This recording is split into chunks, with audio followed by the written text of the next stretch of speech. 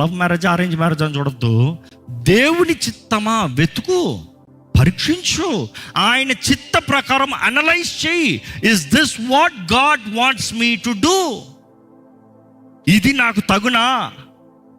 ఇప్పుడు నా కుమార్తెలకు బట్టలు కొనాలంటే ఉదాహరణకి ఒక కొట్టుకెళ్తే ఒకే బట్టలు ఎదురు పడతాయా? కొన్నిసార్లు అది వాళ్ళ అక్క బట్ట చూసి ఐ లైక్ ఇట్ అంటుంది, దానికి లేదు, ఏం చేస్తావు? లేదమ్మా తల్లి, నేనైతే ఇంకా వాదించలేను. హోటల్ నుంచి ఉందా అని అడుగుతా, అంటారు.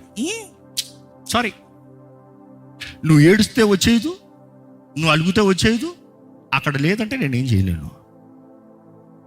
ఉన్నదంటే తీసుకుంట. So you have to have the reality check. ఇది జీవితం, ఇది అవుతుంది, ఇది జరుగుతుంది, ఇది తగునా? సో ఎప్పుడు అంటాను, దేవుడి వైపు చూడు. దేవుడికి అంగీకారమా? నువ్వు కోరే వ్యక్తి దేవునికి అంగీకారమా? దేవునితో సరిగా ఉన్నాడా? దేవుడు అంగీకరిస్తాడా? దేవుడు అంగీకరించకపోతే వద్దు ప్లీజ్.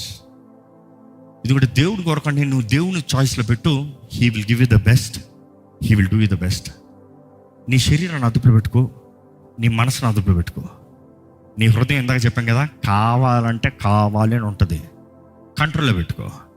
కంట్రోల్ లేకపోతే ఆ కంట్రోలే డిసిప్లిన్ అన్నాడు ఇందాక. ఆ డిసిప్లిన్ లేకపోతే పిల్లోడు చూడండి, రోడ్లో చూసి అన్నీ మమ్మీ కావాలంటే మమ్మీ ఏం చేస్తుంది చెప్పు? నేను చూశాను నా భార్య ఏం చేస్తుందో, దొబ్బున ఒకటి వేస్తుంది, బుసుకా నోరు మూసుకో. చూసి నేను అడుగుతాను, ఏమనుకుంటున్నాను లైఫ్?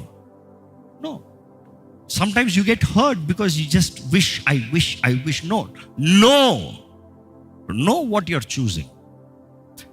దేవుని వాక్యం ప్రకారం how do I pray for a godly husband అని ఒకరు అడిగారు.